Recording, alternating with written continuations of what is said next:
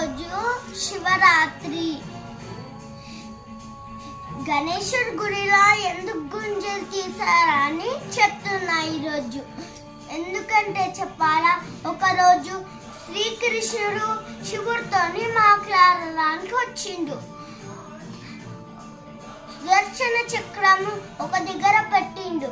అప్పుడు గణేశుడు మిఠాయి అనుకొని తినేసిండు.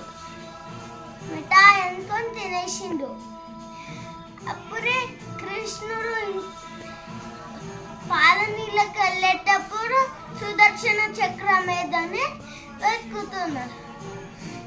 గణేశుడు వచ్చి ఏంటి స్వామి అన్నారు.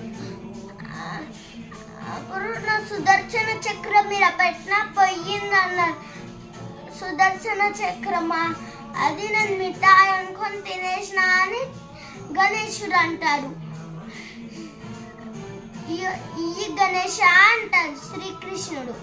అప్పుడు ఈయను ఆటలు ఆడతారు అట్లనే. అప్పుడే శ్రీకృష్ణుడు గుంజీలు తీస్తారు.